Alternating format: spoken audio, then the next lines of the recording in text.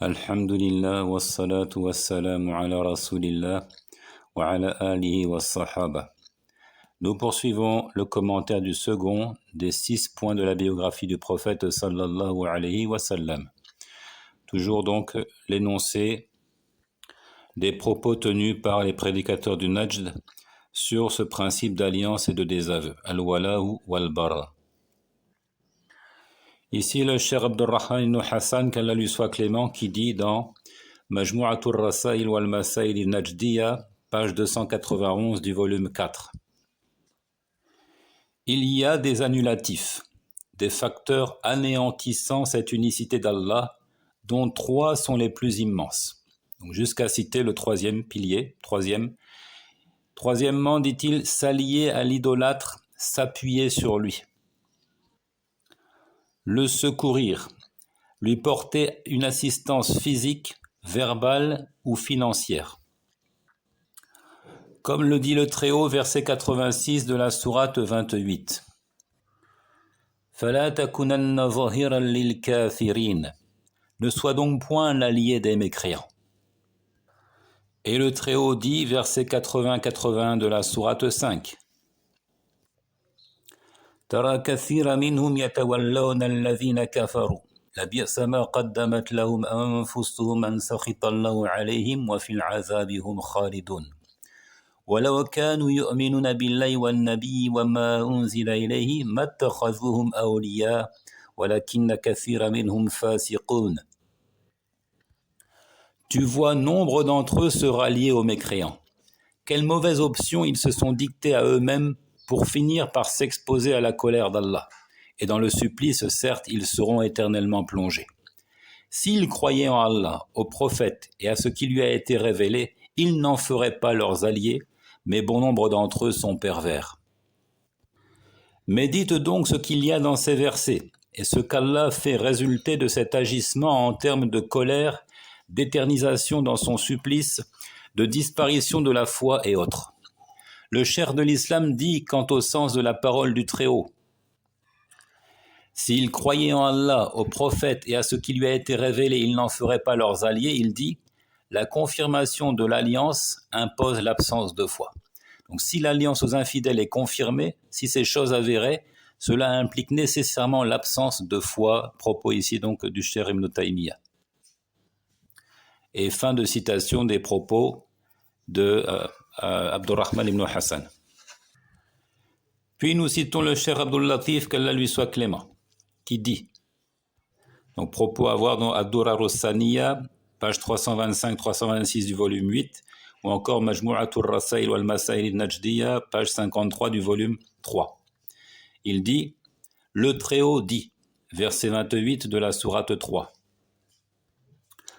لا يتخذ المؤمنون الكافرين أولياء من دون المؤمنين ومن يفعل ذلك فليس من الله في شيء إلا أن تتقوا منهم تقى ويحذركم الله نفسه وإلى الله المصير.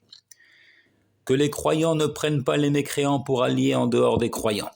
Celui qui agira de la sorte ne peut se réclamer en rien d'Allah, à moins que ce soit par crainte qu'il ne vous nuise, à moins que ce soit par crainte qu'ils ne vous nuisent. Et dans la traduction du professeur Hamidullah, à moins que vous ne cherchiez à vous protéger d'eux. Allah vous met en garde à l'égard de lui-même et c'est à Allah le retour. Dans son exégèse, Ibn Jarir al-Tabari a été catégorique sur la mécréance de celui qui agit de la sorte. Le Très-Haut dit également, verset 22 de la sourate 58, لا تجد قوما يؤمنون بالله واليوم الآخر يوادون من حاد الله ورسوله ولو كانوا آباءهم أو أبناءهم أو إخوانهم أو عشيرتهم أولئك كتب في قلوبهم الإيمان. Jusque la fin du verset. Tu ne trouveras pas de gens qui croient en Allah et au jour dernier et qui, en même temps, sont en affinité avec ceux qui défient Allah et son messager. Dût-il s'agir de leur père, de leur fils, de leurs frères ou des membres de leur tribu, cela, Allah a inscrit la foi dans leur cœur. Que celui qui prodigue le bon conseil à son âme médite donc ces nobles versets, qu'il se mette en quête de l'interprétation qui en fut donnée par les exégètes et qu'il observe ce qui advint de la plupart des gens aujourd'hui.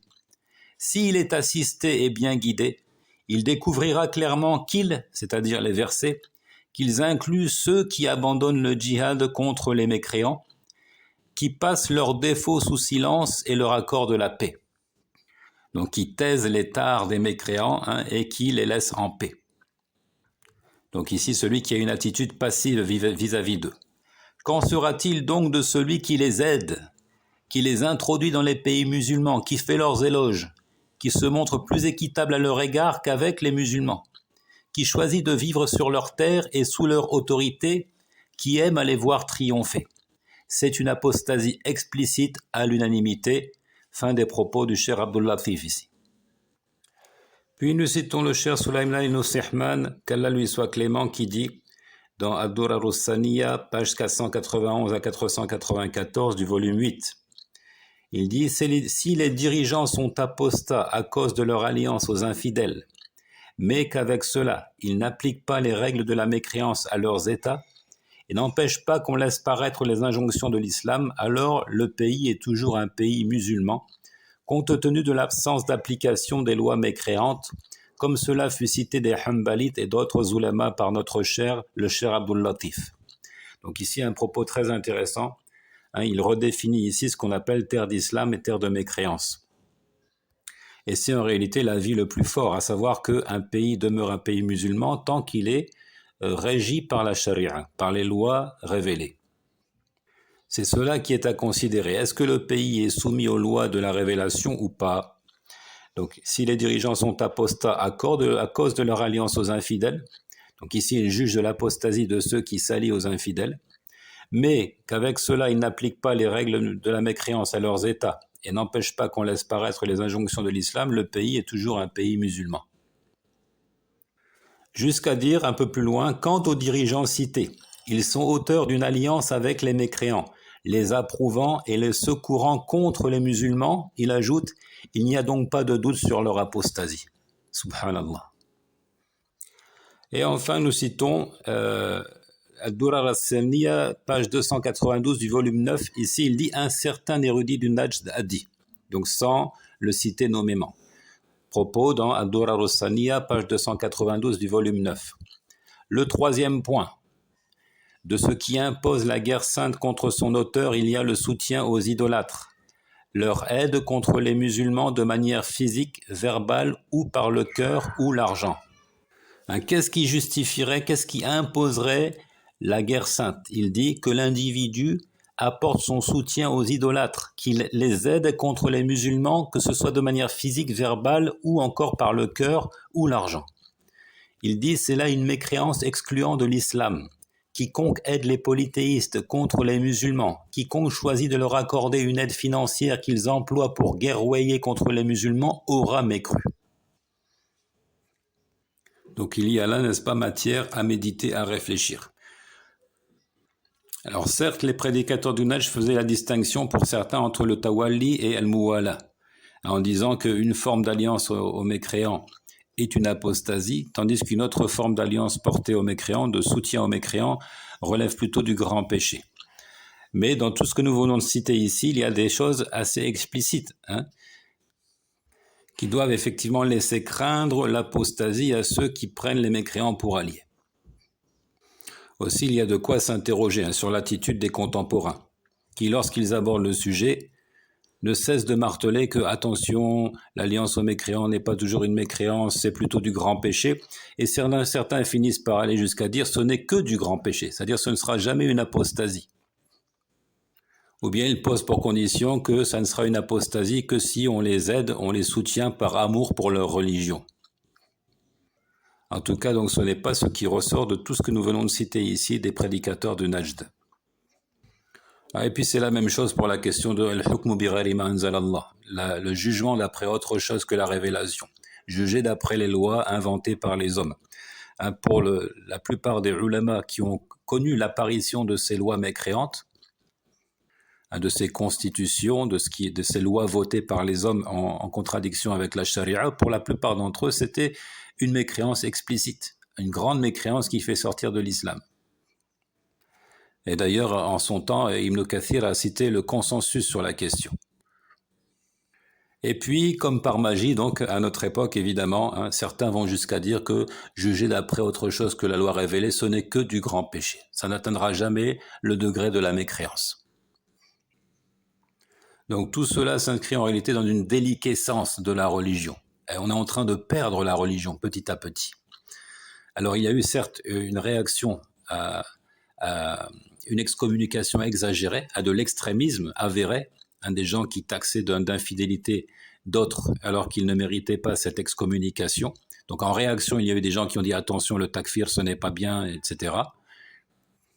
Mais là, on a dépassé cette étape. On a dépassé cette étape pour présenter la religion sous un nouveau visage qui n'est pas le sien, hein, pour altérer la religion de l'islam. Donc d'après ces gens qui se réclament frauduleusement de la salafia, le dirigeant, même s'il juge d'après les lois inventées par les hommes, qu'il bannit la charia, est toujours un musulman, même s'il se fait l'allié des mécréants, qu'il les soutient dans toute leur guerre contre l'islam et les musulmans partout dans le monde, en les finançant et autres, il est toujours musulman, même s'il prône la laïcité, même si il permet à la débauche et la perversité de s'installer dans son pays durablement, il est toujours musulman, et pire encore, on lui doit l'obéissance absolue. On lui doit l'obéissance absolue.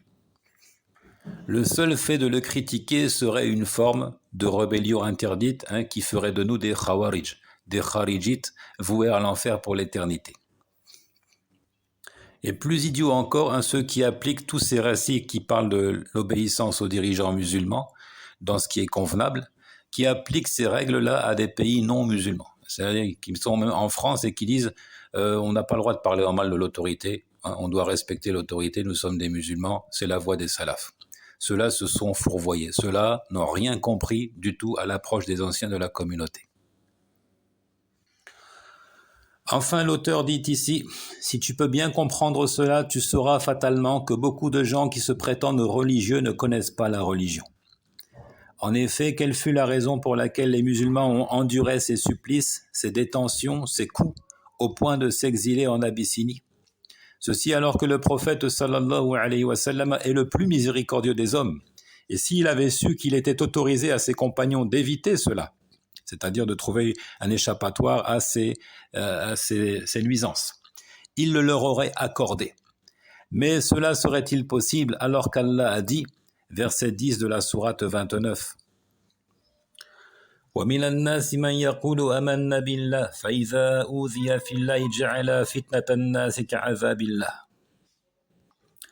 Et il est des gens qui disent nous croyons en Allah, mais dès lors qu'ils ont à souffrir pour la cause d'Allah, ils tiennent cette épreuve imposée par les hommes pour un supplice venu d'Allah.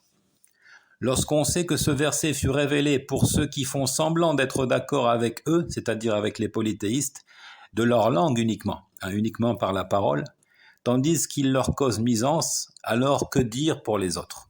Fin des propos ici du cher Mohammed ibn Abdel Wahhab dans l'épître.